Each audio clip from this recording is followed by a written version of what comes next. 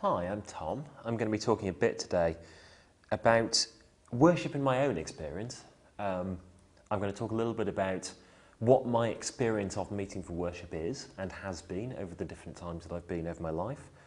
I'm going to talk a bit about what difference meeting for worship makes to my life. I'm going to talk a bit about what I think happens in meeting for worship, which is an interesting topic because one of the natures of a genuinely profound religious experience is it's very difficult to capture in words, but nevertheless I shall give it a go. We have to do the best we can. So my experience of meeting and my experience of worship, I'm going to tell you a little bit about how I got to meeting for worship for the first time. I had the standard nominal Church of England upbringing. I went to Christmas and Easter services, possibly, every now and again. Had some hymns at school, went to the Scouts, did a few church parades, but nothing particularly organised, and certainly nothing that I particularly felt that I was a part of, nothing that I would say, yes, I am a member of this religious group. And that continued all the way through my childhood. My dad first came to Quaker meetings when I was about 15. He'd sent off for an inquirer's pack from a friend's house, which is a nice little pack that gives you a book and various other things. And he'd done this in the early 1970s in response to an advert in the Times, and he'd been once and then went back again later in life, in the early 80s when I was very small, and then had left another decade before deciding that no, this really was something that he wanted to do, and he started to attend regularly. And I found this whole thing a bit odd. I mean, the idea that my dad went and sat in silence for an hour and somehow this constituted religious worship I found quite interesting, so I took him up on his invitation to join him at one point. And it was a small meeting in York. There was only 15 people there, a nice little circle of chairs in the library at Friargate Quaker Meeting House. And I went and I sat and I admired the patterns in the carpet, and I really couldn't work out what was going on there at all. And after an hour I thought, well, this obviously works for my dad, so marvellous, but this is not the religious experience for me. Anyway, I then went off to university and then came out of university and went to live in Darlington and had a small spiritual crisis of my own and realised that there was something that I was looking for. And as a result of that long chain of coincidence involving attending the meeting with my dad and him taking the inquirer's pack back in the early 1970s, I realised that Quakers were out there. And a lot of what I heard about Quakers I found very appealing, and the idea of a non-dogmatic meeting for worship with the option to go and experience God directly and not be told what to believe, I found very appealing.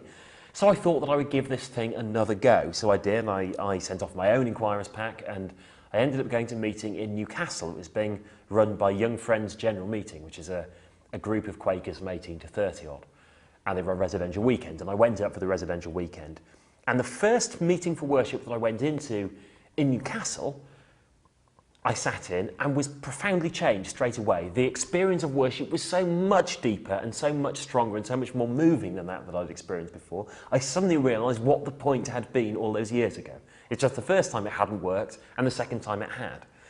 And I think that's quite normal, the idea that it doesn't work every time and sometimes it's something you have to get back to. So that's my experience of worship, and after that I've been coming regularly ever since. It's been nearly 5 years in Quakers now. So what difference does meeting for worship make for me? Well, to be honest, it does vary quite a lot. Sometimes it is just a time of stillness and you get to sit and experience a still moment in your week and nothing more profound than that. And sometimes that's what you need, and that's okay. I feel quite comfortable with that. Sometimes you get a powerful sense of connection with yourself, with others, sometimes with God. And that's even more valuable when it happens, which sadly is not every time. And sometimes I find that it's not possible to settle at all, and you spend the entire meeting looking at the carpet and looking at your watch and wondering when this thing is going to end.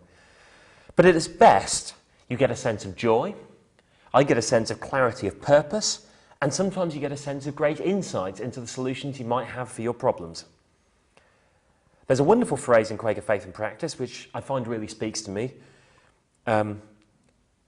which is that an early friend's experience of worship was that he felt the evil in me weakening and the good raised up. And I have experienced that in worship, the idea that you go in and come out a subtly better person for reasons that is very difficult to explain, but that sense of evil weakening and that sense of coming out filled with goodness. So what is it that happens in meeting for worship?